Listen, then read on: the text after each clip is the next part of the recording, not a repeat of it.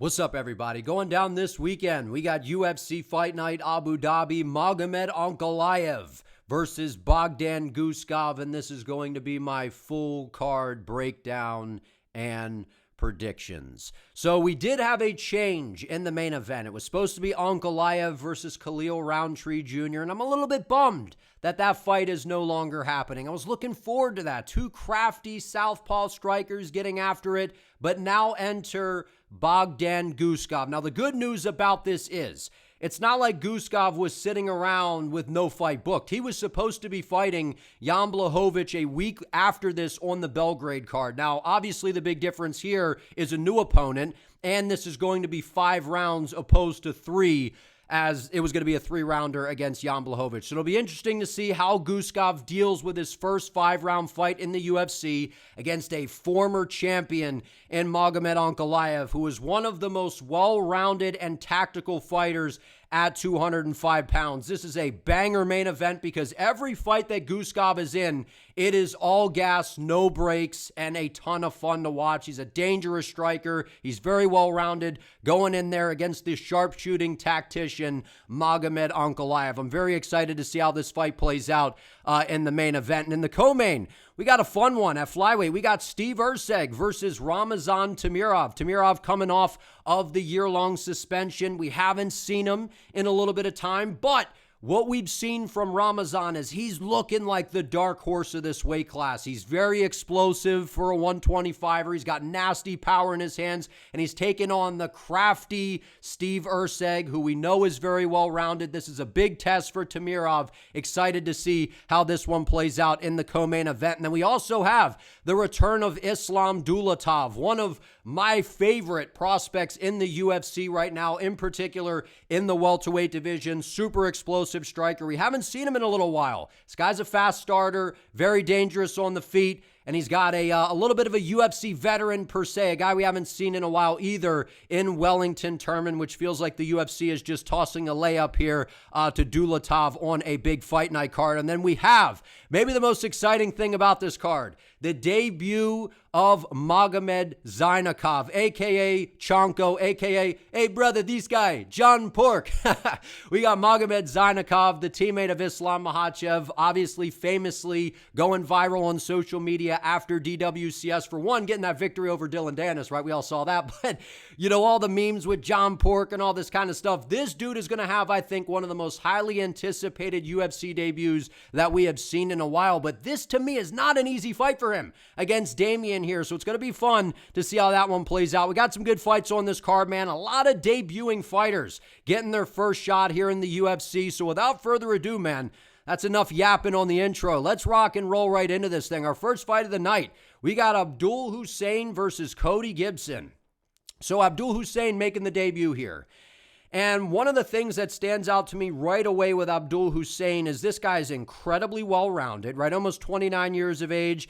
The only thing that I would say that could potentially be a negative for him at 135 pounds is this guy's small for this weight class. He's only 5'5", right? And we don't have a reach on here or, you know, the latest weight, but we'll have to see at the weigh-ins what this looks like here. But I will say this, from what I've seen on the tape from Abdul Hussein, this dude looks to be the real deal, man. Now, again, always take it with a grain of salt whenever a fighter is making their debut, because we've seen what we're seeing on tape and on the regional scene, but until we see it in the UFC, we're not 100% certain. At least that's how I like to look at things. But everything that I have seen from Abdul is telling me that this is going to be a serious prospect entering the UFC here. We've seen on the feet, he's got explosive striking. Like I said, a little bit on the shorter side, but he makes up for that by covering distance very well. He's very springy in his stance, very springy, right? He's got his feet loaded. He's bouncing in and out of range, kind of karate taekwondo-esque with the light footwork, charges in with the backhand. He has a ton of power for being on a little bit of the smaller side, right? He's got nasty submission skills as well. That's the thing that Abdul brings to the table that I think is going to be very troubling for Cody Gibson here.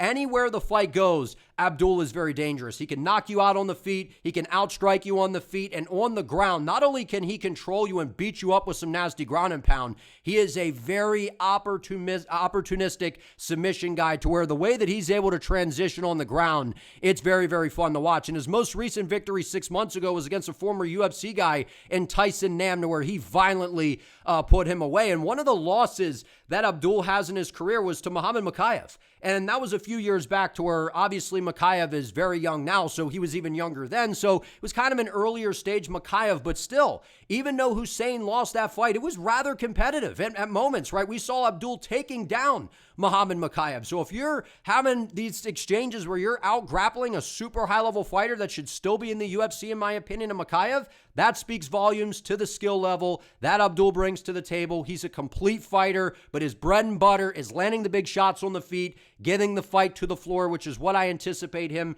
to do in this matchup, where I feel like he has an advantage. Now, this potentially could get a little bit dicey for Abdul Hussein if he does not get Cody Gibson out of there early, because while Cody Gibson's almost 39 years of age, he's 21-12. When you look at the record and the age, you're just kind of like, Cody Gibson's a little bit of a journeyman. And that kind of is the vibe when you talk about Cody Gibson.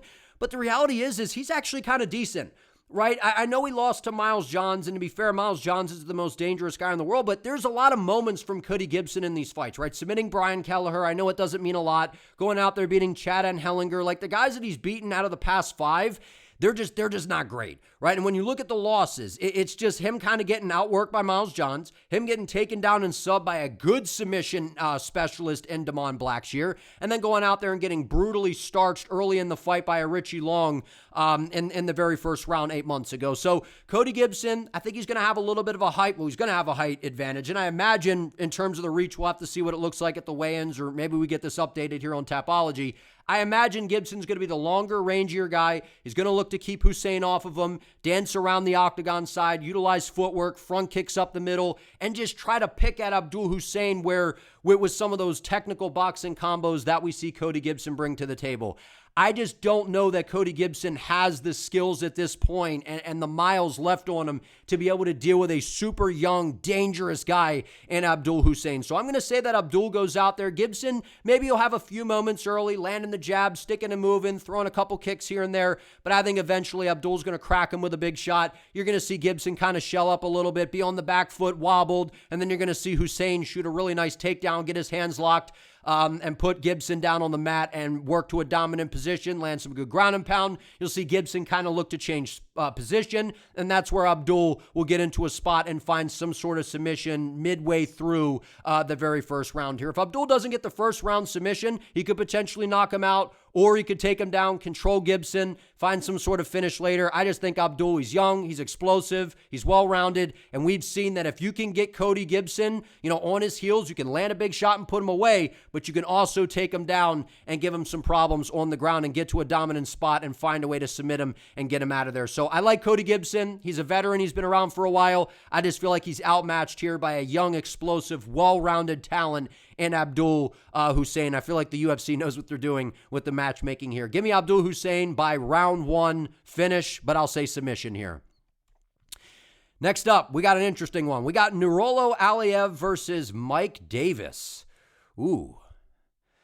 So I feel like a lot of people are going to look at this fight and immediately go, Nurullo Aliev, right? And when you look at Nurullo's game, you look at him, you're like, this guy kind of looks like a little bit of a mini Khabib, right? He's got, the hairstyle. He looks like Khabib a little bit, right? He looks like a smaller version of Khabib. Now, to be fair, he's actually not the smallest guy at 155 pounds, right? He's 5'10", got a 72-inch reach. And what we've seen from Nurullo Aliev is a very, very annoying style to deal with for a lot of guys, right? He's got the forward pressure. He's got excellent wrestling, very good control, and he puts you in a high-paced blender type of fight where it's just rinse and repeat. He puts you in the washing machine. It's going to be throwing volume boxing upstairs, and to be fair to Aliev, his striking, I feel like, has actually gotten a lot better since he's came into the UFC, right? He came on the Contender Series, got the TKO on the ground against Josh Wick, which was impressive, right? Got it done over Alves, beat Joe Selecki, got it done over Shamrock. So he hasn't fought the best opposition, but he's still young. I mean, this dude's only 25 years of age, and his game to me is getting a little bit better and a little bit better, especially on the feet. His boxing is solid. The output is there,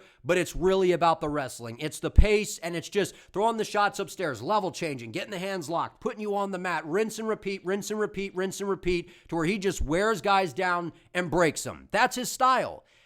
But I can't help but feel like, in a way, Mike Davis could potentially be a very, very difficult fight here for Nurullo Aliev, because not only am I a huge Mike Davis fan, I've been high on Mike Davis for a long time, man. I've been watching him prior to the UFC. When he came on Dana White Contender Series, not only was it one of the best DWCS fights of all time, in my opinion, but one of the greatest fights I've ever watched, Mike Davis versus Sadiq Youssef, right? And the fight was so good that both guys ended up getting into the UFC, right? So Mike Davis, excellent boxing, really, really good Muay Thai, great kicking game, and he's great at all ranges. Great in close with the boxing, rips the combinations to the body, brings the shots around the guard, fights behind a crisp, clean jab. He's got good knees, good elbows.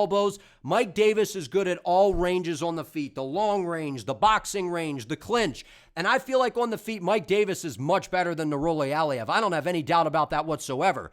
Where I worry for Mike in this fight is Mike Davis has solid wrestling, and he's got usually very good takedown defense. Now, I know in this fight against Erceg, it didn't look particularly good. He said something about the paint in the locker room, or I'm not quite sure what was going on there. But everything I've seen from Mike Davis, I've seen good takedown defense throughout his career, and his jiu-jitsu game is excellent. I think he's got much better jiu-jitsu than Nurullo Aliev. My worry for Mike in this fight is Aliev drowning him with pressure, drowning him with a relentless pursuit with the grappling and the volume on the feet, and Davis spending time on his back, because we've seen that with Mike Davis. His guard is very good. He likes to play the jiu-jitsu game a little bit too much, to where if he's not being active off of his back, that's where Aliev is just going to rack up the control time and outscore Davis and dominate him on the floor and end up winning a decision. But if that doesn't happen, and Mike Davis comes out here and has an answer for this pace and pressure that Aliev brings to the table, and Mike Davis is able to stop some of these takedowns, I know that Aliev's striking has gotten a little bit better. He is not better on the feet than Mike Davis. So I'm actually going to lean Mike Davis in this fight. Now, I want to see the weigh-ins. I want to see kind of how I'm feeling later in the week. But as of right now, I'm picking Mike Davis to win this fight, man. I feel like, in a way, Mike Davis could potentially be a bad matchup for Nurullo, while Aliev could also be a bad matchup for Davis. Because Aliev is going to put you in the blender. You know what he's going to do. And he's just one of these guys where, like, you know, he looks like Khabib, but he's got the same kind of approach. He's like, I know you know what I'm going to do, but I don't care. I'm going to do it anyway. So can Mike Davis stop some of these takedowns? Because outside of this loss to Erceg, and by the way, Erceg is a lot more dangerous than Nurullo Aliev. I know you could say that Nurullo's a better wrestler. Ziem's grappling isn't too shabby. And on the feet, Ziem is much better and more dangerous than Aliev, in my opinion, right? Getting a victory over Mason Jones, I know it was 5.5 years ago, but Mason Jones is a dog, right? Going out there and dominating Vyacheslav Borshov. And that was almost 4 years ago, where Slavoclaws was pretty good, dangerous on the feet, submitted Natan Levy with ease, right? And is coming off of a great bounce back win a year ago against Mitch Ramirez, to where he put him away with a devastating flying knee. And that performance that he had against Gifford early in his UFC career was spectacular. And okay, so he lost to a prime Gilbert Burns. So the only guys that Mike Davis loses to are guys that have a complete game to where you can really threaten him with something. Burns, it was the power and the submissions, and Ziem, it was the rangy striking, to where in this fight, I just feel like Mike Davis, if he could stop some of these takedowns and keep this fight on the feet, I think he outstrikes Aliev, out-damages him, and even if he's on his back, I feel like Mike Davis, if he's got his guard wrapped up, he should be taking some notes from those shoot-to-box guys, like those Charles Oliveira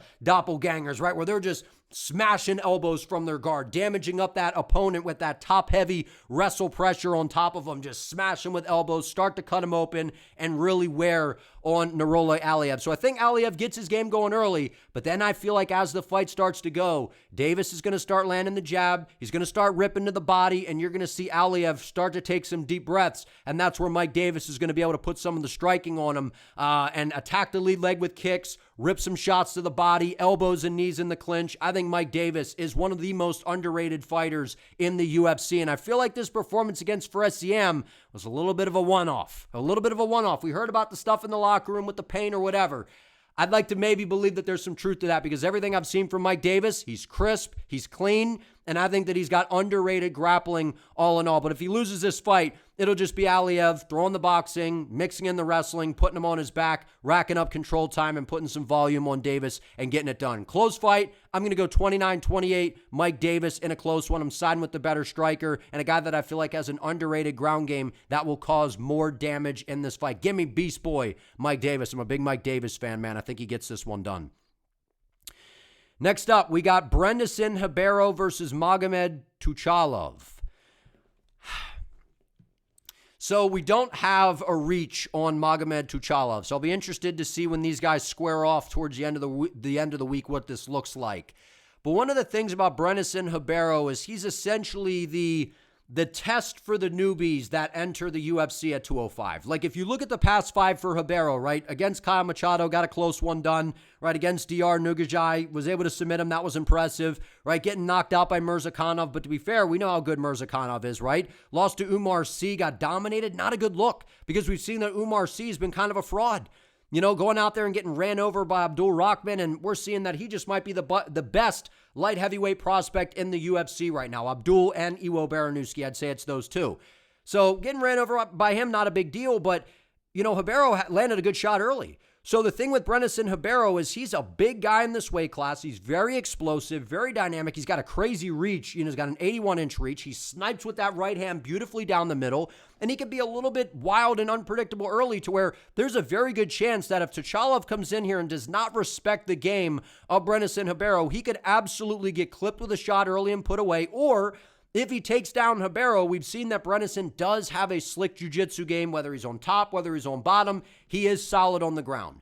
But the reality is of Brendson Ribeiro, there are so many holes in his game, especially with the striking. Outside of him clipping, you know, Tuchalov on the way in with a perfect shot down the middle, I just feel like this is Magomed Tuchalov's fight to lose, man. And I know that we haven't seen him in the UFC, but what we have seen on tape from this guy is he's 26 years of age, and he is very, very explosive. He's got dynamite in his hands, man, and he's very dynamic. Knocked out Gaziev with a flying knee. It was beautiful. He's got nasty elbows in close. And look, he got rid of Machado a lot easier than Brendson Ribeiro did, if we want to play that game, right? And that was 3 months ago. So I like the activity that we've seen from Magomed. He's been going in there. He's been active. He's been fighting, you know, whoever he can, and he's been putting these guys away with ease. So my worry is, if Tuchalov fumbles a finish or has Ribeiro in trouble, or this fight starts to go long, maybe that's something that could favor Ribeiro, and he can weaponize some of that UFC experience. Because we can say what we want about Ribeiro at this point in his career. He's still almost 30, so he's not, you know, super old. And he's a guy that's got a lot of experience, right? 17-10, lots of fights in the UFC. I feel like Ribeiro should look to play it patient early and try to drag this fight out. And if he could do that, he gives himself a chance to win.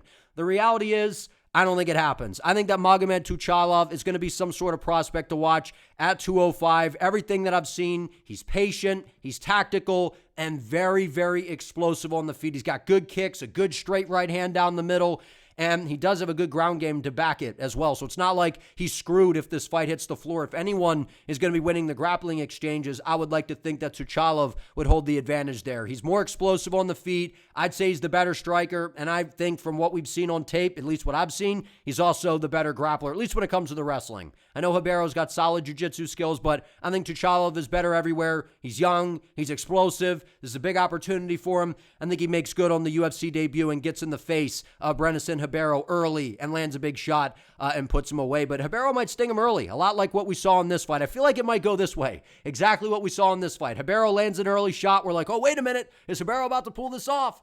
And then Tuchalov lands a big shot, level changes, might even end up submitting him. But I'm going to side with KO. I just can see it. From what I saw from Tuchalov, he's too explosive, man. And when he closes the gap, he does it quickly. He's hit, not get hit, bounces out of range, mixes things up well. I could even see him feinting a level change to open up a big shot over the top. I like what I've seen from Tuchalov. Looks like he's going to be a light heavyweight to keep our eyes on. And light heavyweight needs contenders, and I feel like Tuchalov could potentially be one of those guys. I like what I've seen. I think he gets rid of Ribeiro early in round one. Give me Magomed Tuchalov by round one knockout. Next up, we got Ismael Bonfim versus Axel Sola, a.k.a. Nick Jonas. Still get jealous. Axel Sola, you can't tell me that this dude does not look like Nick Jonas in this picture, man. This guy looks like Nick Jonas. And despite looking like Nick Jonas, this dude is an absolute dog. Axel Sola is very, very impressive, man. And since coming into the UFC, he was able to get rid of Rhys McKee, which was very impressive because even though Rhys McKee's not exactly a world beater, he's a tall, rangy guy, right? So that was impressive that Axel Sola was able to melt him and put him away later in the fight. Then he goes out there and has an absolute BMF type of scrap with Mason Jones, which was an absolute war. And really, even though Mason Jones won the fight, nobody lost this fight. They both won because it was that dang good of a fight, and everyone loved it. It's one of the best fights that we've seen in quite some time. So Axel Sola is a dog. Southpaw striker, can mix in the grappling a little bit, good kicks to the body, mixes in the head kicks well. His boxing is okay. I think that on the feet, it's really his kicks that kind of stand out to me, where the boxing, there's a little bit of holes. Springs in with some range, good technique, but as the fight starts to play out, especially in a high-paced fight, we've seen that he can start to breathe a little bit on the heavier side, start to slow down a little bit to where that's really where Mason Jones just started to bite down on the mouthpiece and outwork Axel Sola and start to drown him a little bit with that pressure and pace as the fight played out.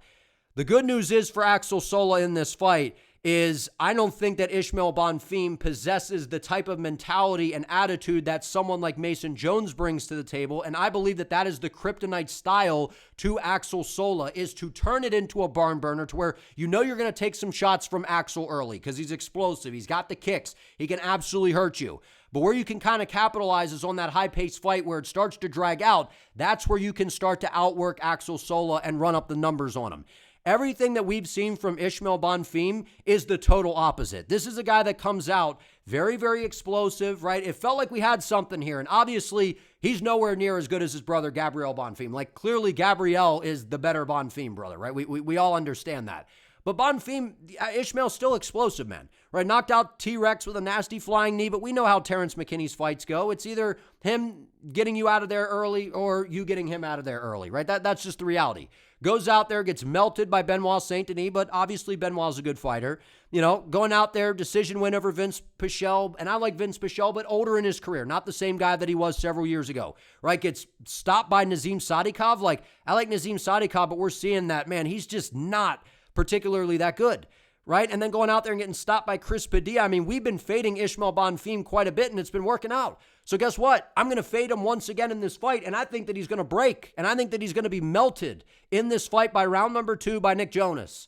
Axel Sola might even, you see how he's on the mic right here, was destined to be. Looks like Nick Jonas. They got a microphone in front of him. He might start singing in there, man, to Ismael Bonfim and get him out of there. But I'll stop playing. Listen.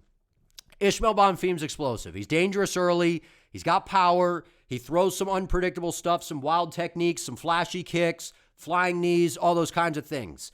Outside of him landing one of those explosive shots in the first round against Axel Sola, I think this is Sola's fight all day long, man. I think Sola, in terms of the grappling, maybe I'd give the edge to Axel Sola in terms of the wrestling. Maybe jiu-jitsu goes to Bonfim. We know the Bonfim bros do have good submission skills, so got to be careful if you're Axel Sola. If you start to slow down and you get clipped, don't just shoot a blind takedown because then Bonfim can just end up getting an opportunistic submission. But outside of a big shot landing early from Bonfim in the first round, I feel like Axel Sola will rip those kicks to the body with it being an open stance battle. Bonfim orthodox, Axel southpaw.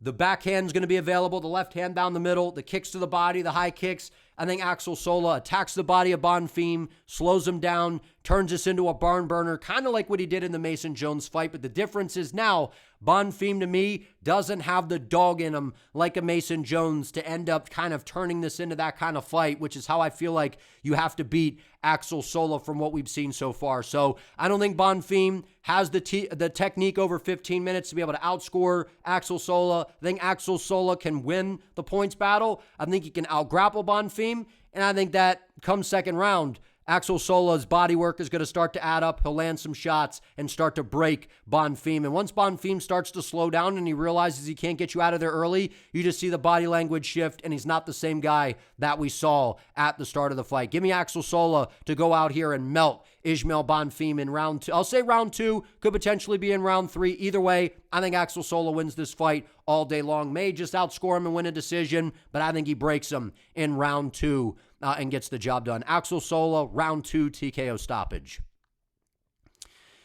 Next up, we got Santiago Ponzinibbio versus Sam Patterson.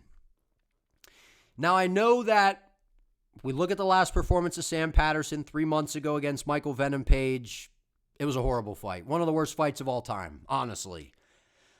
But the reality is we all kind of knew coming into that fight that it might end up being like that, right? They train together, and every time you watch MVP fight, the guy is just such a puzzle on the feet that everyone just kind of freezes and it turns, into a super boring fight. That's the reality. And MVP is so slick on the feet that you're afraid to do anything because if you make one false move, the dude's going to snipe you and he's going to stun on you and make you look silly. So a lot of guys go in there and they just kind of freeze in front of MVP. And that's kind of what happened to Sam Patterson. Didn't really take any risks. And you figured by him training with MVP, maybe he would kind of have an understanding for Michael's game to be able to get after him a little bit more than what we've seen other people do. And he had zero answers whatsoever. But outside of that, one of the guys that I've been saying is a dark horse in this weight class, in a loaded welterweight division, is Sam Patterson. And he was at 155, and I was saying, this dude is too big for 155. It's hindering his performances. He's draining himself. He's messing up his durability, messing with his gas tank, and I felt like just was a shell of himself.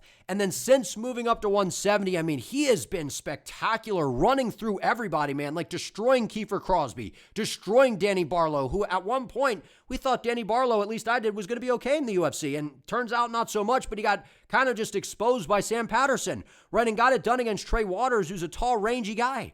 So outside of this MVP fight, since moving up to 170, Sam Patterson's been a nightmare for people to deal with. He's 6'3", got a 78-inch reach, does have a little bit of the tall man defense, which I would say is maybe the big negative in Sam's game. Kind of backs up with the chin in the air, doesn't move his head very well, kind of looks like Casper the Friendly Ghost, right?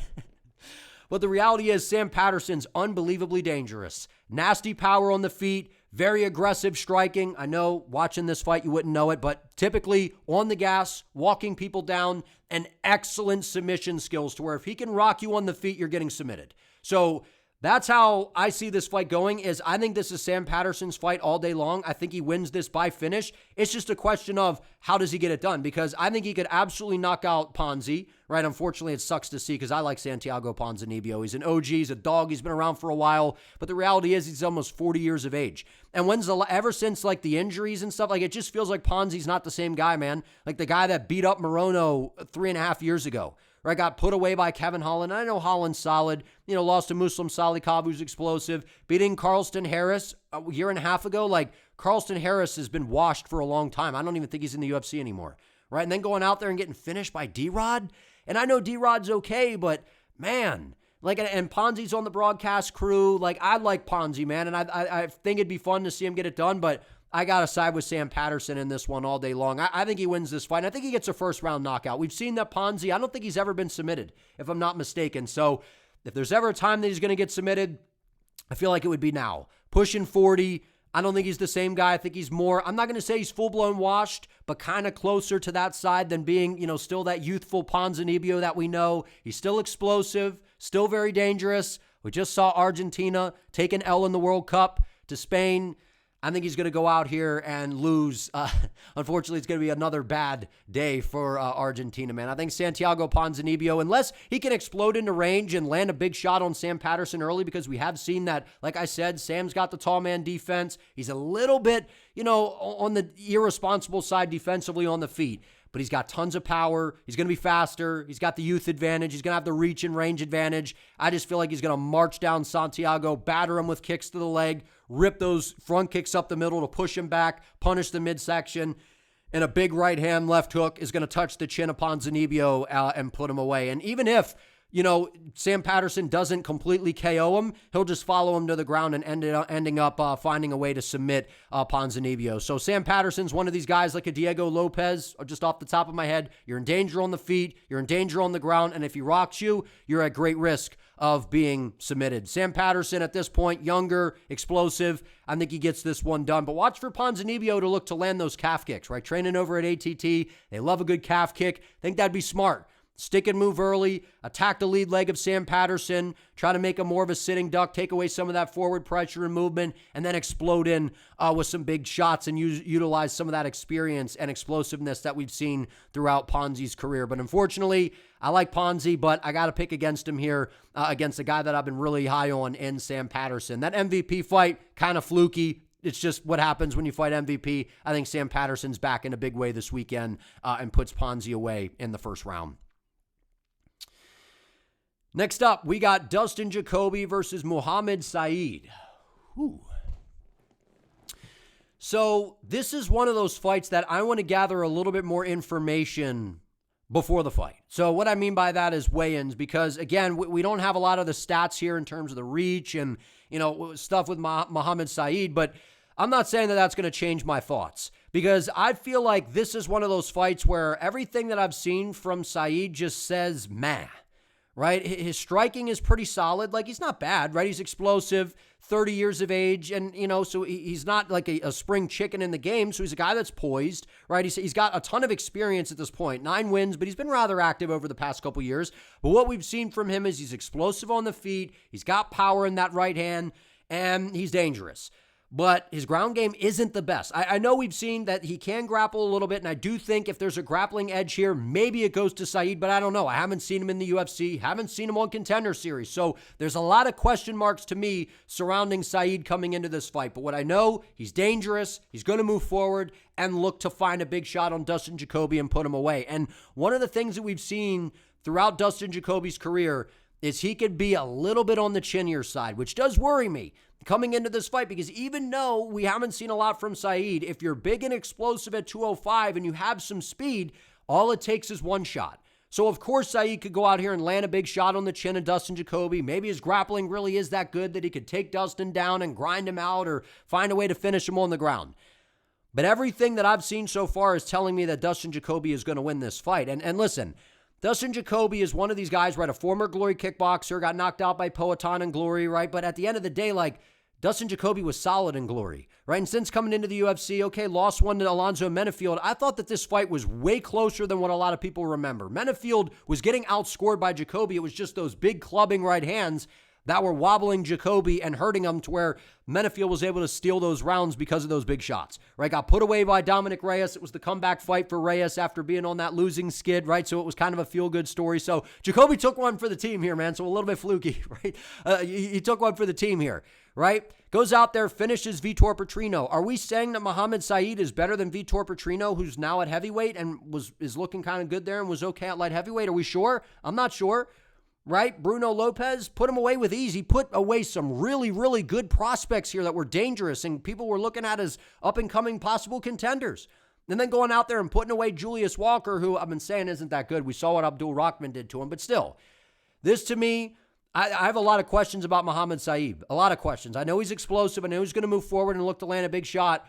But everything that I've seen tells me that I got to go Dustin Jacoby here. He's a technical striker, and if you don't knock out Dustin Jacoby and you're not able to keep him down on the ground for 15, you're probably not winning, because he's a really, really seasoned striker. Got the kickboxing background, 6'3", with a 76-inch reach, switches stances very well, good kicks to the legs, kicks to the body, can mix in some head kicks, but he's got a really good jab, man. He's got great footwork, skates around the octagon, will just pop the jab all night long. And I can just see Dustin Jacoby attacking the legs of Sayyid, taking away some of that movement, and then stinging him up with the jab. Because what I've seen from Mohammed, he doesn't move his head very well. His defense isn't that good, and it hasn't been tested. And I feel like Jacoby's going to test it. The only way that I feel like Sayyid wins this fight is by exploding into range and landing some sort of big shot.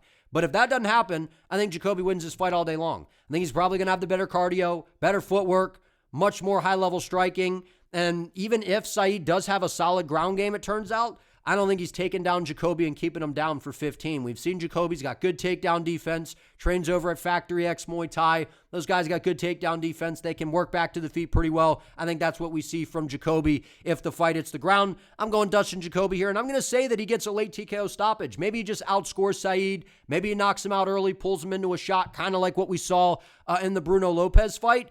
But I'm going to say that it's competitive early, but the jab is going to start to pay dividends. He's going to bust up the face of Sayyid, affect the breathing, swell the lips, bloody him up a little bit, butcher the lead leg, slow him down, take away some of the movement. Sayyid's just going to be kind of walking forward, plotty, not moving as well. Then Jacoby will start to target the body, really start to take some wind out of the sail, and then land some sort of big shot, and then hurts Sayyid, backs him up to the fence, follows up with some good shots to the body. Ref steps in and waves it off in early third round. I'll say Dustin Jacoby gets this one done, either outscores him on the cards or finds some sort of KO. I'll say it happens later in the fight. I have so many questions about Sayyid, and I don't really have any questions about Jacoby. I know what he's able to do, man, and it's kind of crazy that they're giving him another prospect. They just keep feeding him prospects. You'd think that they could maybe give him like a back-end ranked guy, considering that he's had 3 impressive wins in a row, all by KO, violent KO too. So I'm going Dustin Jacoby. I think he's the better fighter from what I've seen so far. I got questions about Saeed. I don't have any about Jacoby other than his chin.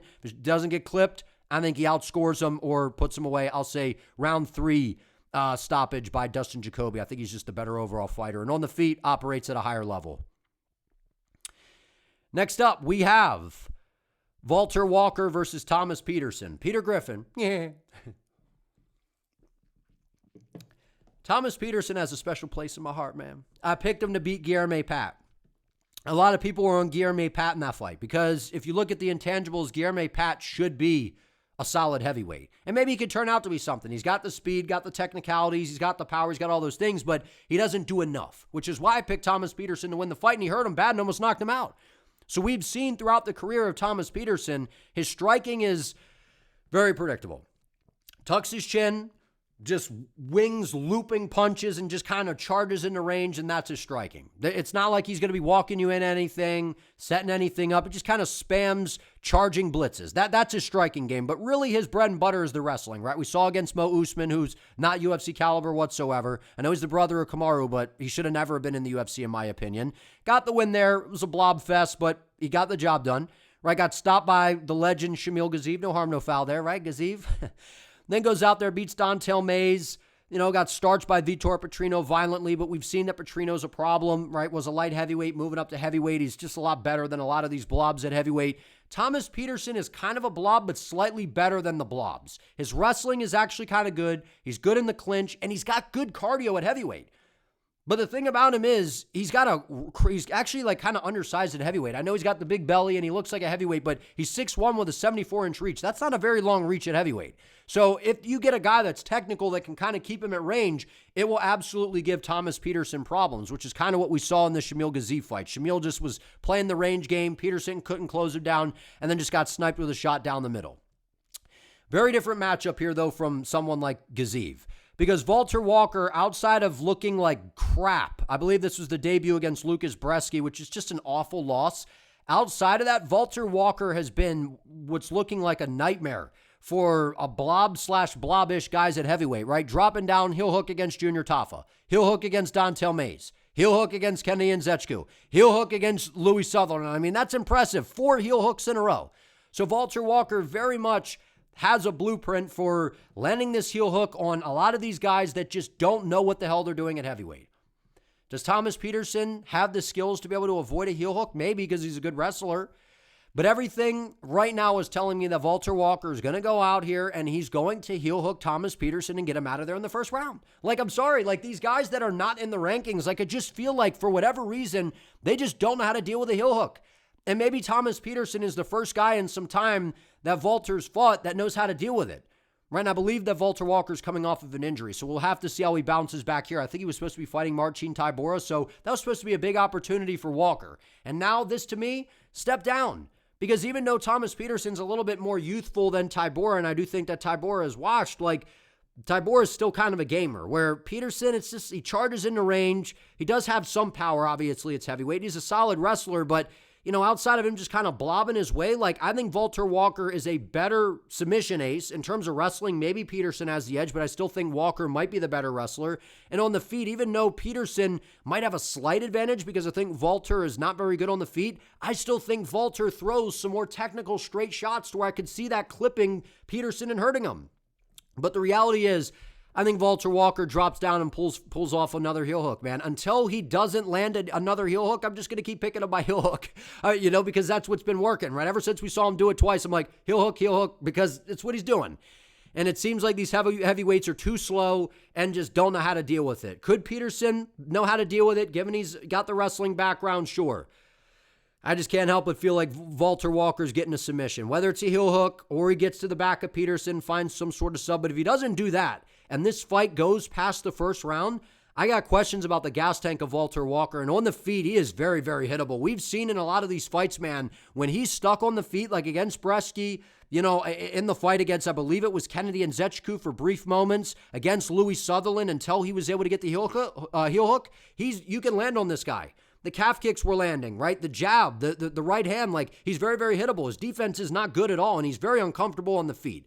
But the reality is, Thomas Peterson doesn't operate at a high level. He's a southpaw, so I don't think he's going to be able to attack the calf the same way. He'll try to throw that little switch kick. That's where Walker can step in and drill him with the right hand. I think Valter Walker pulls off another heel hook. But if he doesn't get it and he drops down for the heel, it kind of can end up bad for him because then he can end up on his back and have a good wrestler with good ground and pound and a good gas tank like Thomas Peterson, raining down shots on him. So I think that this is one of those cases of Valter Walker early by submission or some sort of TKO. But if that doesn't happen and this fight goes long, I think Thomas Peterson could eventually find a way to get Walker out of there or outscore him on the scorecard. So Thomas Peterson to me is like between blob-ish and blob at heavyweight. Better than the blobs, but still blob-ish to where he's not someone that you have to take necessarily super serious at heavyweight. And I feel like Valter Walker is a little bit of a blob in disguise. It's just the fact that he does have this heel hook that he's been pulling off. I think he does it again and submits Tom Peterson in the first round. Unfortunately, I don't think Peter Griffin's getting this one done, man. But if it goes long, he may. I got Walker round 1 sub. Next up, we got Abubakar Vagev versus Saygid Isagokmaev. Some challenging names there. This is interesting. So you have Abubakar Vagev repping Akhmat Fight Club. So he trains a little bit with Khamzat Chimaev, I believe. And then you have Saygid, who I believe works with Khabib Nurmagomedov, Islam Makhachev, and that team over there. So 2 really good camps, 2 really well-trained fighters, and guys that are really, really, really good on the ground. So it's kind of one of those things where styles make fights, right? Does the grappling cancel out here? Is one of these guys going to be able to out-grapple the other? I'm not sure because I have so many questions about these guys, right? I was kind of thinking that Saygid could be somewhat good in the UFC, right? Had some good victories over in ONE FC, right? He was looking impressive, had almost a 4-year layoff, comes back into the UFC and, looked okay early, but then just Nicholas Dalby just ended up taking over and getting the job done. And I know that Dalby's not exactly an easy debut, but he's, to me, past his finest hour. He's older in his career, man. And I know that Dalby's a little bit of a test, but still. And I know that Saygid was able to take his back and had some moments. I think Saygid Nurmagomedov is the more dangerous fighter here. He's got good submission skills. On the feet, his striking is okay, does have a little bit of power. But what kind of has me leaning a little bit in the direction of Abubakar here is the fact that he's a decision merchant. So having said that, I feel like he is a little bit more on the not as entertaining side. This dude, even though he's winning decisions to where you could look at it and say it's not very entertaining, which was my initial reaction, if you go and you watch his tape, he's actually kind of entertaining, at least from what I've seen. I mean, I know small sample sizes that I was able to at least find, but he's got some good power on the feet, very, very explosive with the striking, right? He's able to take guys down and he's beating them up on the ground, landing good ground and pound, working the control, looking to advance positions. Guys get up, takes them right back down, and he has one of the abilities to just kind of put you in the washing machine. Rinse and repeat, rinse and repeat. And on the feet, even though he doesn't have a ton of power and a ton of KOs, he does explode into range really well to where if you're sleeping on the power, he could definitely clip you and find a way to get you out of there. With this fight, man, I would operate with extreme caution because I just have no idea. I'm just being honest. And anyone that has high confidence here, I don't know how you could. Because really the only tell is that Saygid fought Nicholas Dalby on short, I don't remember if that was short notice or not. But either way, it was his UFC debut. He hadn't fought in years. So I'm sure that there was a little bit of rust heading into that. So maybe that's a little bit of a factor in the performance. But he slowed down. And then he's stepping into this fight once again. And I'm like, I don't trust the gas tank of Saygid from what I saw in his last fight, and I trust the gas tank of Abubakar. He's not going to slow down for 15. He can land good shots on the feet. He's got good kicks, explosive striking, not a ton of power, but it's still welterweight. He can still hit pretty hard. And I feel like he might be the better wrestler. And I feel like he could positionally control Saygid at moments. Saygid will scramble, look to take, the back, look for some submissions.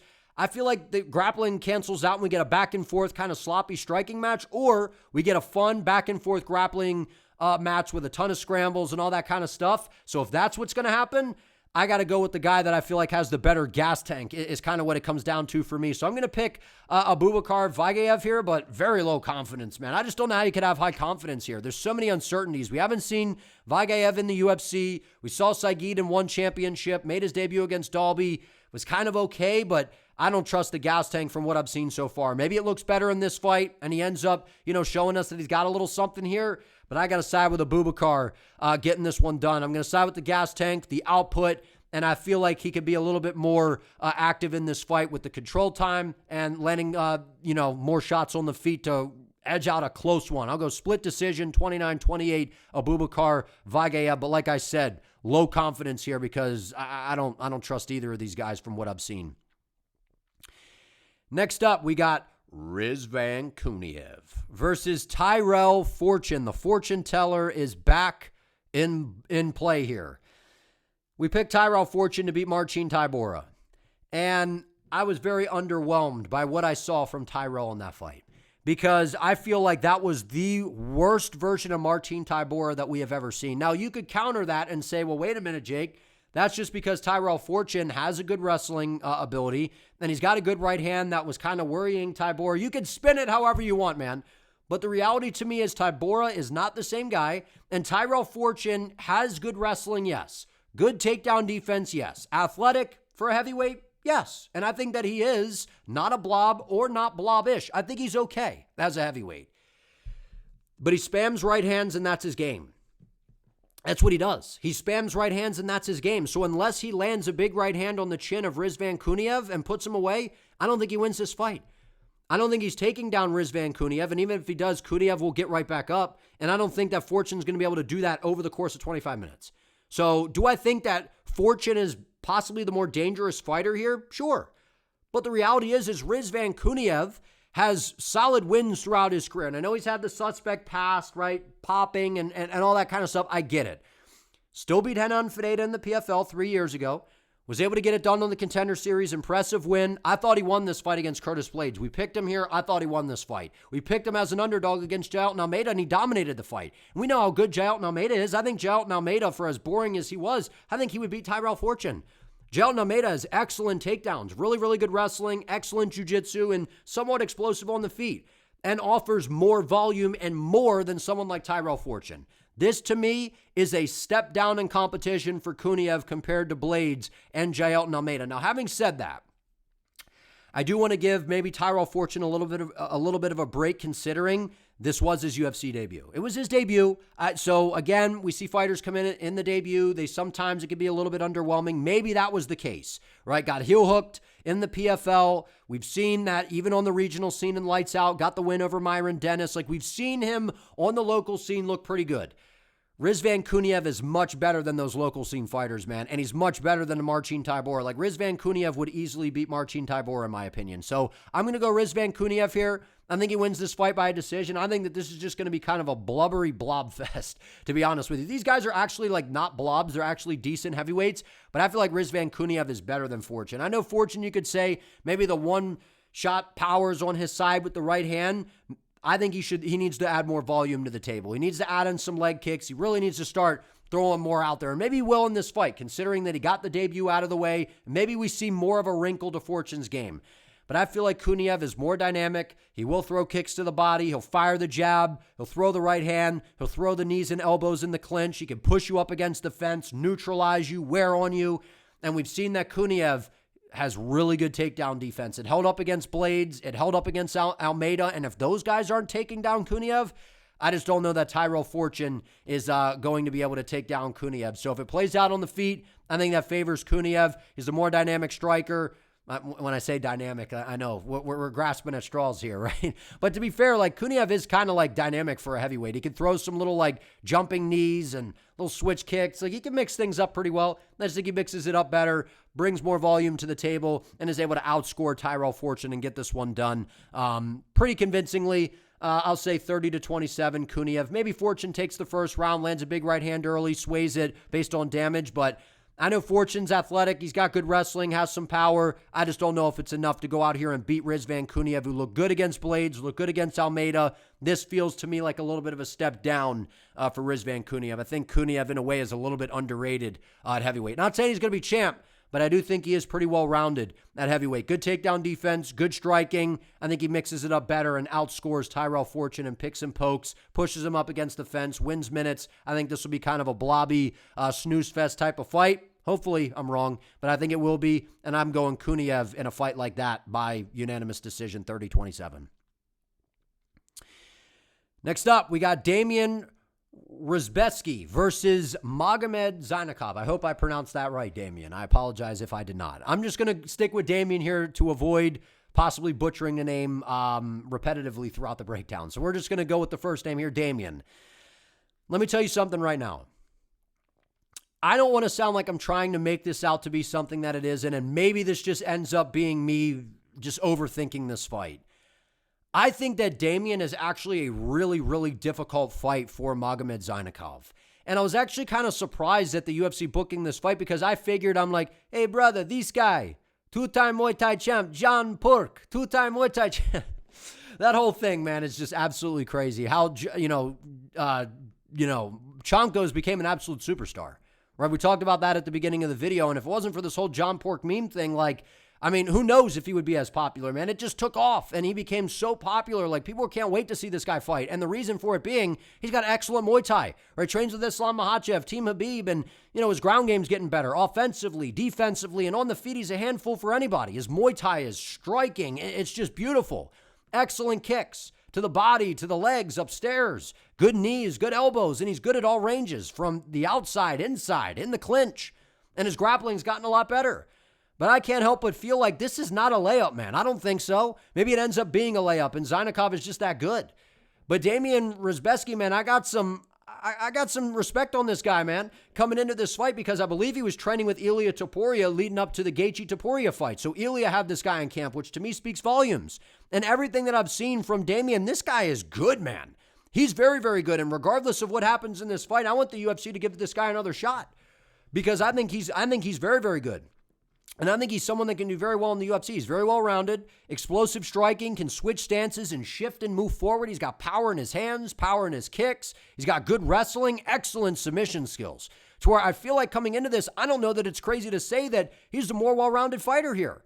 So this to me is not, from what I've seen at least, coming into this on tape, Damian seems like he's got all the goods, man. Well-rounded, dangerous, powerful, confidence. He's undefeated. So this isn't like the UFC took some sort of old, washed-up guy that they're looking to kind of just toss to Ankalaev here for a free win and then eventually cut that guy. Like, this isn't a scenario here. They're like, no, we're going to test you right away, Chanko here. We're going to give you a test. And that, to me, is exactly what this is. But the reality is, there's no way in the world that I'm going to sit here watching this fight, not rooting for Magomed Ankalaev and being like, man, I picked Damian, and am I going to get the pick right or not? I actually believe that Ankalaev is going to win the fight, but I also want to be sitting there rooting for the guy. So I am going to pick, hey, brother, this guy, John Pork. I am going to pick Ankalaev to win the fight, but I think it's going to be competitive. I think it might be more competitive than what a lot of people think. And listen, this win over Lucas Caldatis on DWCS was beyond impressive. Set like a record or something, the amount of strikes that he threw. He's got volume, punches and bunches. He could throw unlimited kicks. Like, this dude's special, man. And it looks like he's slowing down at moments, but he doesn't. He picks the output right back up. Now, to be fair, this Lucas guy, since losing to Magomed, I believe went on a 2-fight losing streak. So that, to me, maybe has a little bit of questions coming into this fight. A little bit of questions. But everything that I've seen from Chanko, he's very, very dynamic, very explosive. He's got the fans behind him, and he's a ton of fun to watch. He's not a guy that's coming from Dagestan that's looking to take people down, control them, and hold you and win a decision. That ain't what he's looking to do. If he mixes in takedowns, he doesn't have the best control to where he's probably not keeping you there. It's just to mix it up, but it's on the feet. His Muay Thai's nasty. The kicks are excellent. I think that he's going to end up outscoring Damian in this fight and winning by decision. Maybe Magomed lands some sort of big shot, works the body, slows Damian down, beats him up with some kicks, hinders the movement, and lands a big shot upstairs with a head kick or something and ends up knocking him out, which would be crazy. But, man, I got more respect on the name of Damian, or I got a lot of respect on the name of Damian coming into this fight. From what I've seen on tape, this dude looks like he's actually really good, really solid. So, from what I've seen, I don't know that this is an easy win for Ankalaev. And that's kind of what I expected in his debut, was a guy that has a little bit of a name that we know, that's a veteran, that's older, that's been around, for Ankalaev to go out there and stun on him and get basically a free win. I don't think this is a free win. Now, maybe Magomed goes out here and just shows levels. That's obviously possible. But what I've seen from Damian, man, this dude's good. He's clean, and we've seen a lot of these prospects coming out of Poland. They've looked sharp, man. They look very, very sharp, very dangerous, very technical. That's what Damian brings to the table, and when you turn on the tape, man, he's very, very skilled. Good submission skills, can take the back. He's very, very good and close. And I'd say that he might have a boxing advantage in this fight because a lot of Muay Thai style of strikers, where they tend to lack a little bit is the boxing, at least defensively. And that's one thing about Zainakov. He doesn't move his head the best sometimes. To where I could see Damian shifting forward and throwing a big shot down the middle and possibly landing something that hurts Zainakov. Maybe out damaging him and winning this fight. Maybe mixing in some takedowns. But I got to trust Zainakov in this fight, man. I feel like, training with Team Khabib, his grappling's getting better offensively, defensively. If he gets taken down, a work back to the feet. And coming off that performance that we saw from him on DWCS, man, that was sensational. The output, the shot selection, the way that he attacks the leg, the body, all three levels. This guy to me is poised. He's 31 years of age. The time is now 8-0. I like everything that I've seen from Chanko, and I think that, hey, this guy, Sean Pork, comes in and gets this thing done by a close, competitive, back-and-forth fun fight decision. But he may run away with this one and find a finish and impress me even more. But I just feel like this Damian guy is better than what a lot of people might think, at least from what I've seen. Maybe I'm overrating him a little bit, but I have a suspicion that he's going to give Magomed a very tough fight here. But I am going to go Chanko by decision, getting this one done. I'll say 30-27 will be a step ahead with the volume and the output. Next, we got Islam Dulatov versus Wellington Turman. Boom.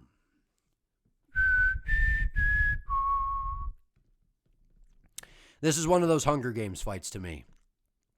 This is the UFC remembering that, oh, wait a minute, we do have Wellington Turman on our roster. We forgot, so did I. All the fans basically did, unfortunately. We kind of forgot that Wellington Turman's on the roster. So did the UFC. And they were going through and they're like, oh, this guy's still under contract. He's on a 3-fight losing streak. He hasn't fought in freaking almost 3 years. We want to build up Islam Dulatov, who checks all the boxes. We're just going to throw him Wellington Turman basically for a free KO. That's what this fight is. So Islam Dulatov is winning this fight by knockout, and I think it happens early in the first round.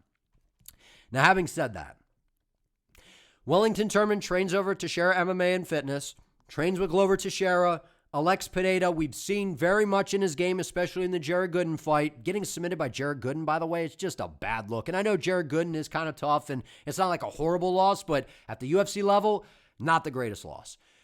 Wellington Turman, I don't know if he's been injured. I don't know. This guy's been away for so long, man. Been very, very inactive, and that's worrisome coming into this. And you lose to Andre Petroski, Randy Brown. I mean, not horrible losing to Randy Brown. Randy Brown's actually all right? Good striker.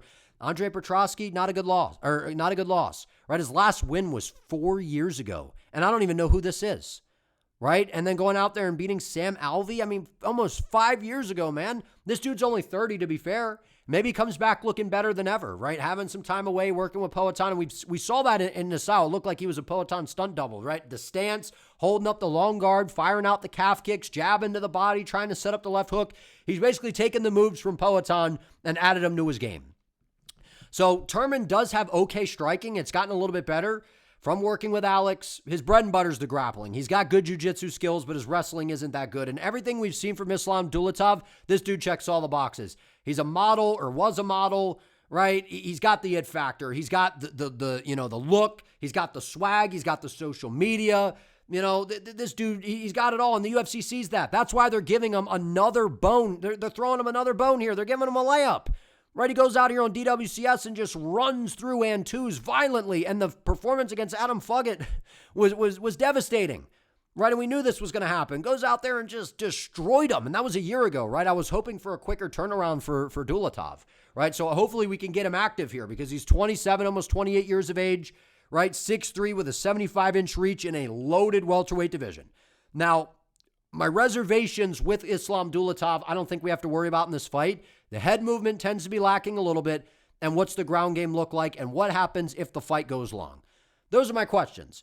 But offensively, he's explosive on the feet, a nasty straight right hand down the middle. Everything's technical and tight, comes from where it's supposed to. He's got an intimidating presence in there. When he marches you down, he's got the range. He can snipe you at all angles. He's got a great left hook as well.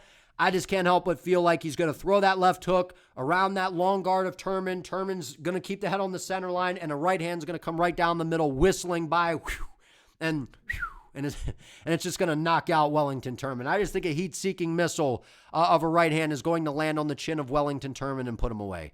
That's the reality. But everything we've seen from Dulatov, he's putting everybody away. So what happens if the fight goes long? What happens if Turman can survive and drag the fight out, which I don't think happens, but those are my reservations for Dulatov moving forward. When we see him get tested, I don't think this is the fight. Maybe Turman surprises us. I don't think so.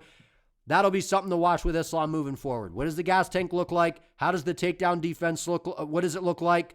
And then what does the striking defense look like in a long, drawn-out fight where he doesn't get the KO? Those are my questions, but for now, I don't think we have to worry about any of that. I think he goes out here and runs over Wellington Turman and puts him away with ease, man. Wellington Turman, he's just not on Dulatov's level, and he's been super inactive, hasn't been looking good in a lot of these fights. He's getting ran over and put away early by one of my favorite prospects in the UFC right now, who's very dangerous, the Ripper, Islam Dulatov. Gets this one done by first round knockout. He makes it look easy.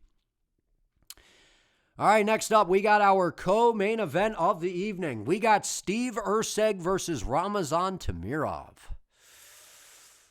Ooh, man. I've been back and forth on this fight, man. I've been back and forth on this fight, and I have written down on my board who I'm picking.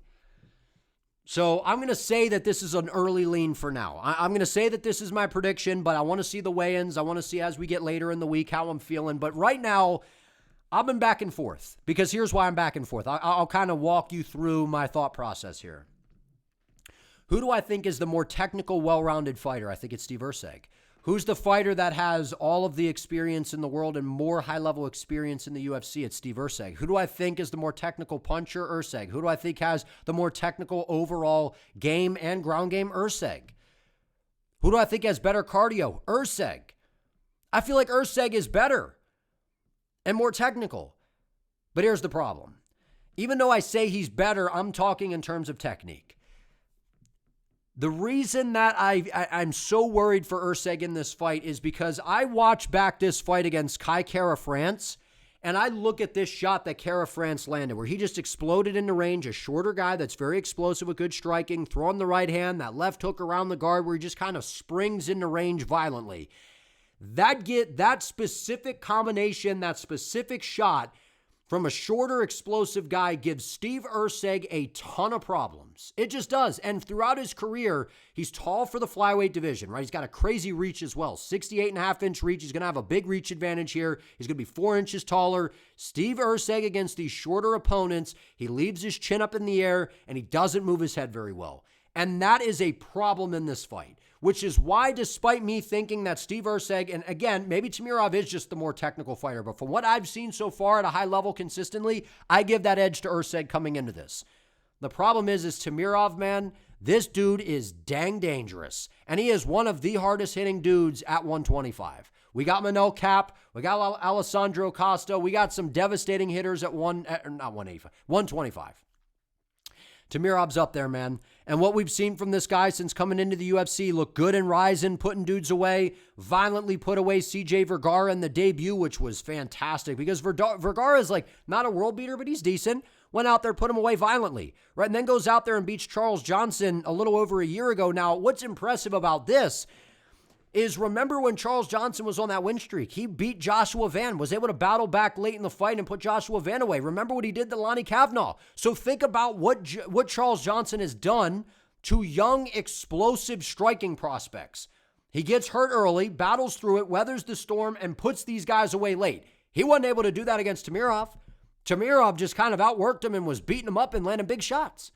And I know that Temirov did test positive for something, and so he got suspended, I believe, for a year, right? You have to just, don't word for word what I'm saying here. You can check it out for yourself. I believe it's on the UFC's website, but it was something that for, cardiac, heart, whatever, that was what he tested positive for. So, they're saying you can't use that, whatever. So at the end of the day, does that give him some sort of advantage? I'm sure it does. Specifically, I don't really know, but I'm sure it does give you some sort of advantage. The reality is it wasn't testosterone.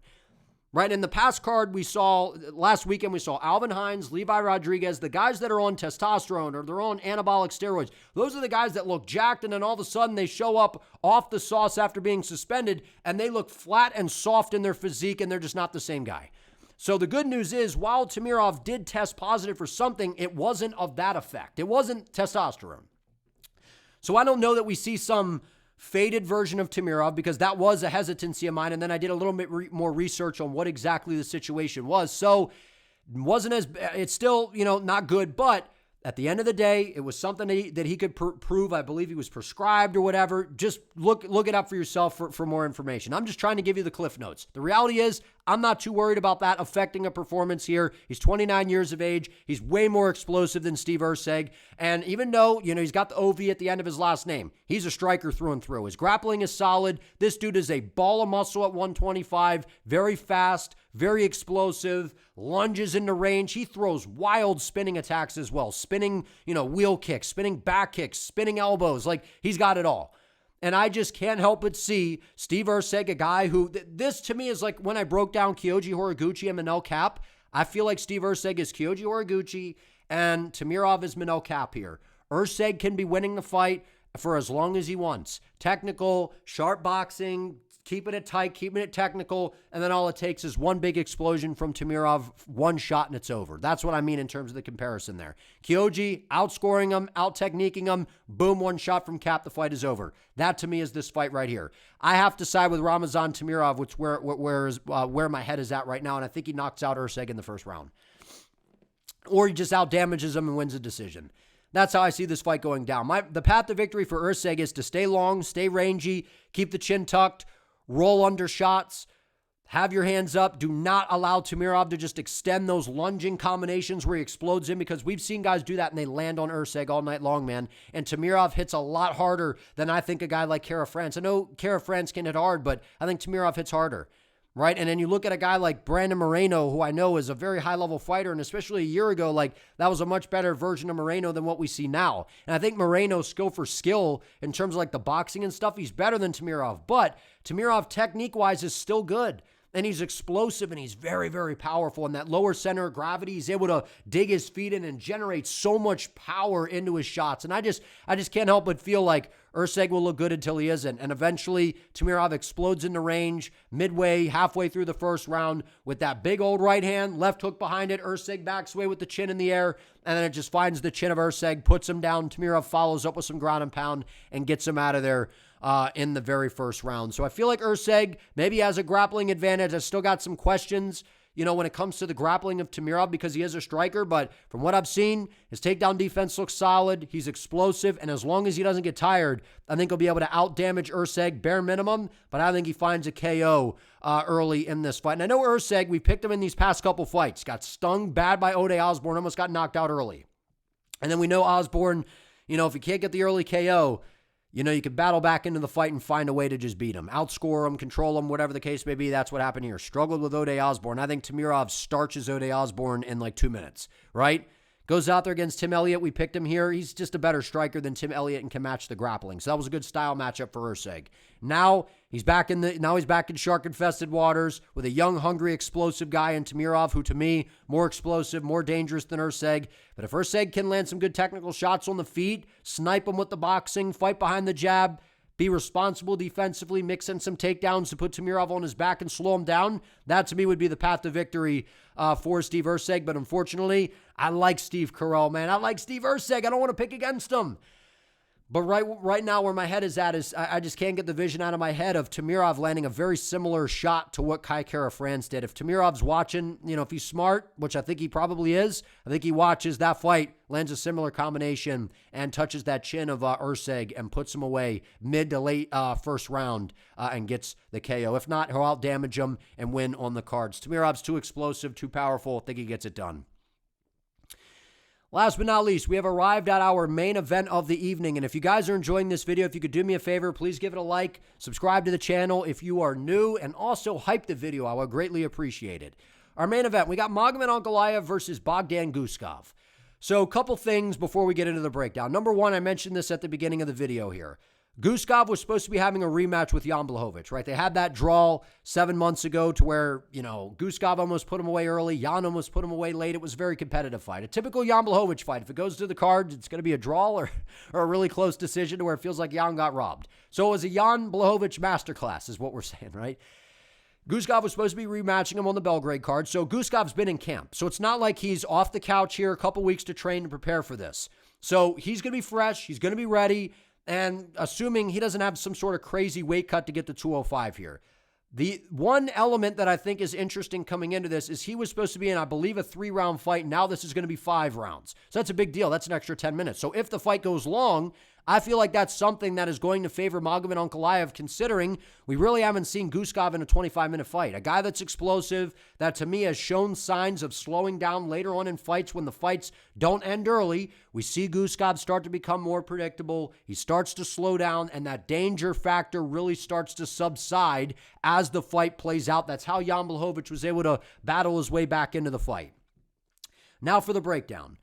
Everything that we've seen from Bogdan Guskov, this dude is must-see TV. He's going to move forward. He's going to try to back you up, pressure you with his hands down, and look to throw that big clubbing right hand around the guard. He's got a good jab that he throws. He keeps his hands low so the jab shoots up at an odd angle, and he loves to just kind of bully you, walk you down, put you on your heels, land those big shots with his hands down, which baits you in to throw to where he can counter with big shots. He'll throw a big shot, you throw, he'll roll and land a good counter. Like, Guskov is really good. I like watching him fight, man. He looks like Shrek, right? I said, somebody wants to. Like, Guskov looks like Shrek to me. But I like Guskov, man. I like this guy. He's all gas, no brakes, hunting for the finish. He's got good submission skills as well. We've seen that, right? The way he put away Zach Palgo on the feet, finished Ryan Spann, but we saw Spann have some success, I believe, with the grappling early. Right, was able to submit Billy Alicano, but that was short notice for Alicano, and Billy looked good early. And he's a good technical southpaw, and Ankalaev, to me, he's also a southpaw, but way better than Billy Alicano. And that was giving Guskov some issues. Right, Guskov put away Nikita Krylov. We're seeing Nikita's not the same guy, but still, right, Krylov went to the 3rd round against Whitaker. Guskov just put it on him early, got him out of there. And then we already talked about the Blachowicz fight. Guskov's going to have a little bit of a reach advantage. It's not going to be too big of a deal here because he's going to hold his hands low, walk forward, look to land the big shots. That's what he's going to do. And I think Guskov's best path to victory here is to march down Ankalaev, make him uncomfortable early, and try to land a big shot. Because if Guskov does not land an early KO here, man, I think he's going to be in a world of trouble. That's the reality here. And I like Guskov, man, and I'm just rooting for a good fight here. I'm just going to kind of go, for who I think is actually going to win. May the best man win. I'm going to just sit back and enjoy this. But I feel like Guskov's best way to win is just by an early KO, putting your foot on the gas and getting in the face of Ankalaev and doing something like Alex Pineda did. And listen, I know you could say, whoa, Guskov's not Alex Pineda. And no, he isn't. It's what Alex did to Ankalaev. That is how you beat Magomed, and that's what I've been saying about Magomed. In order to beat this guy, you got to pressure the heck out of him, have no respect for his game, and just get in his face and try to land a big shot early before you can get a feel for the fight. That's where you can capitalize on Ankalaev, because in my opinion, probably the only fighter that can go tit for tat with Ankalaev over the course of 25 minutes would be Carlos Ulberg. That's it. That's probably it. There's not many guys at 205, I'll say that are going to be able to go tit for tat with Ankalaev for 25. We know Alex obviously can. There's very few guys that can do it. I don't think Guskov for 25 minutes, that would be shocking to me. To be able to go tit for tat, back and forth, striking with Magomed for 25, I don't think Guskov can do it. I don't think he could do it. And the problem against Ankalaev is if you don't pressure him and get him out of there early and, capitalize on him just kind of being, hesitant early, once he starts to get the range and he starts to get the timing and he starts to move around and pick up on his reads, Ankalaev is a very hard guy to deal with. People are like, you glaze this guy, man. It's because he's a good striker. He's very, very technical. And a lot of the reason that these fights have been kind of boring, right? When you look at the Rakic fight, he ran from Ank for 15 minutes. Right in the Pineda fight, that was okay. I know that he kind of stalled him up against the fence at times, but he almost knocked out Alex. It was a back-and-forth technical striking battle, right? Got mowed over in the first round in this fight where Alex butchered the legs, backed him up, and hurt him and got him out of there early before Ank could even know it hit him. If you go back and watch Ankalaev's fights early in the UFC, look at the Tuchalov fights. Perfect example. If you recklessly chase Ankalaev and you pressure the heck out of him recklessly, man, or you are not being methodical and not showing a ton of respect, which, at times we can see can work out like what Pineda did, he's a sharpshooter. So if you aggressively pursue Ankalaev, you got to be ready for that left hand down the middle. We saw him put Tuchalov away with it quite a few times, right? Put him down, I think, in both fights with the left hand. He's got a great check hook. Good front kicks up the middle, a great kick to the body, sets up that high kick very well. And Ankalaev has great cardio. He's got solid wrestling as well. He's not really a wrestler. I don't think his wrestling's that good, honestly. I think his grappling's okay, but I don't think it's that good. It's kind of a worst case scenario. Let me take the guy down if I need to. He's a striker through and through, and a high level one. He's hard to hit clean. Up until the Alex fight, we really just didn't see Ankalaev get hit with like anything clean, right? The first Alex fight, at least, right? Alex was landing some good shots there, but where Ankalaev has problems is if you pressure him early and you can land a big shot, or you attack his legs. Guskov isn't a guy that throws a bunch of leg kicks. He just doesn't. And I think in this fight, it would serve him well to do that. Just attack the legs of Ankalaev. Because even though Magomed switches stances a little bit more now, will square up the stance, go a little bit more tie-based to check the kicks, get the leg out of his way. I just don't think Guskov, outside of landing a big shot early, that's his best way to win. Unless Ankalaev shoots a sloppy takedown, Guskov catches him in a submission. That's how I see Guskov winning this fight. Outside of that, if it goes the full 25, it'll be Ankalaev outstriking him, controlling him on the ground, or, I don't know, man, just being able to outskill him in every aspect of MMA. If there's an early KO in the first round, it could be Guskov catching him, maybe gets him in a submission, but I think there's more on the table here for Ankalaev, which is why I got to pick him to win this fight. I like Ankalaev's skills, man. I think this guy's a super high-level striker. He's very, very precise. I think what's going to happen is this. Guskov's going to be aggressive. He's going to look to get in the face of Magomed. He's not going to be able to catch him early like Alex did. Ankalaev's going to start to build his reads in that open stance battle. He does a great job controlling the lead hand. He'll start to frustrate Guskov by, controlling the lead hand. He'll get Guskov to overswing on a right hand. Ankalaev will slide back with a left hand and catch him, and I think it'll happen in the second round. May happen in the first. If Guskov forces a firefight and Ankalaev's ready for it, he could absolutely snipe him with a check hook or a left hand right down the middle. That left hand straight down the pipe by Ankalaev, it is just clean as a whistle, and it's sharp to the target, man. So if it lands clean, it's putting Guskov away. And we've seen from Guskov, if you go back and watch earlier in his career, man, he's a hard guy to put away, but he was put away by a guy by the name of like Vyacheslav Vavla, something, V squared. And that guy was able to pressure Guskov and take advantage of his defense being a little bit suspect with the hands low, right? There's pros and cons. Hands low, shots are coming from odd angles. You can torque in on some big shots, but also defensively, you're banking on your reaction time, seeing the shots coming, and Ankalaev does a great job of hiding that head kick. I could see him throwing the left hand, Guskov slips, boom, high kick out of nowhere. Front kicks to the midsection early from Ankalaev to batter the midsection of Guskov, take away some of the air, right? Take some wind out of the sail, punish the midsection, stop him from moving forward. And I think Ankalaev walks him into some traps, man. I think, first round may be competitive, but then eventually Guskov is going to get set up. I think Ankalaev is going to walk him into a shot. Magomed is really hard to hit clean. Really hard to hit clean. And we know how good of a striker Alex is. I'd say Guskov is a hard hitter, but he's nowhere near the level of high-level striking that like Alex brings to the table, right? So if Ankalaev can go in there and, go tit for tat with Alex, I just feel like this is going to feel a lot different going against Guskov. Yeah, power hitter, yeah, dangerous, but not a high-level all-around striker like Poatan where there's so much to worry about. Where with Guskov, from what we've seen, maybe adds in some more kicks. It's really just the power in his hands. And if you're just going to go in here and try to box with Ankalaev aggressively, which I do think is Guskov's best path, you're playing with fire because Ank's got good defense, good eyes, good reflexes, and really, really sharp counter-striking. And that's why a lot of Ankalaev's fights can be underwhelming because guys don't chase after him because he's a good counter-striker. So he's got to pull out those attacks. I think Guskov's the perfect opponent to walk him down and allow Ankalaev to have a fun fight here. A guy that's going to go after him and force Ankalaev to fight and try to land some big shots. And Ankalaev's been in 25 minutes fights before. He's fought some of the best guys in this weight class. He's got the experience. He's got the cardio, the well-rounded skill set. And I think he's the more sharp, dynamic striker. I give the overall maybe one-shot power edge to Guskov and the submission threat. But outside of that, I think it's all Ankalaev. I think he gets this one done. I think Roundtree was a tougher fight. And we've seen Roundtree slows down in fights, but he was a southpaw, a good striker. He could go tit for tat with Ankalaev at least early. We've seen Khalil have some very impressive fights against some of the best guys in this weight class. I like Guskov. I think he's dangerous. We got Shrek versus Magomed, the Wicked Witch of the West, Ankalaev here. We got the Wicked Witch of the West versus Shrek type of matchup here. I'm just joking around, man. I like these guys. They're fun to watch. They bring it. I'm going to go Ankalaev. Think he slides out of the way, walks Guskov into a trap. He's hard to hit clean. Guskov will be catching fresh air. The check hook, boom, left hand down the pipe. Maybe even a head kick behind it, puts Guskov away. Give me Ankalaev, round 2 KO. Maybe it happens a little later. If not, he outscores Guskov and gets this one done by decision. But I don't feel like we see the scorecards here. It's either an early KO by Guskov or Magomed eventually walks him into a shot or outscores him over the course of 25 minutes. Give me Big Ank by round 2 KO.